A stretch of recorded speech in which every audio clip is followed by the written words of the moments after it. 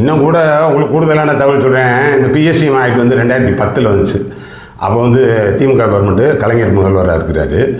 இந்த 2010 கோயம்புத்தூரில் உலக தமிழ் செம்மொழி மாநாடுன்னு ஒரு மாநாடு நடந்துச்சு. அதாவது தமிழ் மொழி செம்மொழியாக வந்து உலக லெவலில் அங்கீகரித்து அறிவிக்கப்பட்டதற்கு அறிவித்தது வந்து 2004. அப்போ வந்து ஜெயலலிதா அம்மையார் முதல்வர்.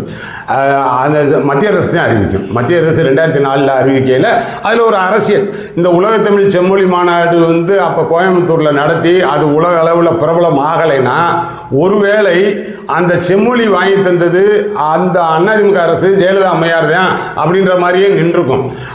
அதனையும் தாண்டின அரசியல் என்னன்னா, உலகத்தமிழ் செம்மொழி மாநாடு நடத்தி அந்த மாநாட்டில் நிறைய தீர்மானங்கள்லாம் போட்டாங்க.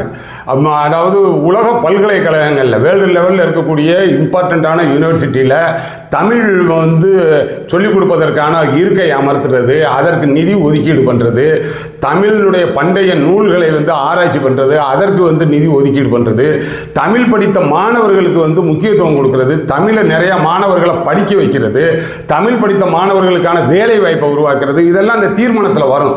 அந்த தீர்மானத்தின் அடிப்படையில் வந்தது தான் இந்த சட்டம். இது 2010 பிஎஸ்சிஎம் சட்டமே. அப்போ தமிழ் படித்த மாணவர்களை மேம்படுத்துவதற்கும் தமிழில் அதிகப்படியான மாணவர்களை படிக்க வைப்பதும் தான் இந்த சட்டத்தினுடைய பிரதான நோக்கம். ஆனால் இப்போ இந்த டிஎன்யூஎஸ்ஆர்பியில் இருக்கக்கூடிய அந்த உயர் மட்டத்தில் இருக்கக்கூடிய அதிகாரிகள் நீங்கள் நடந்துக்கிறது அந்த சட்டத்தினுடைய நோக்கத்தையே சிதைக்கிற மாதிரி இருக்குது.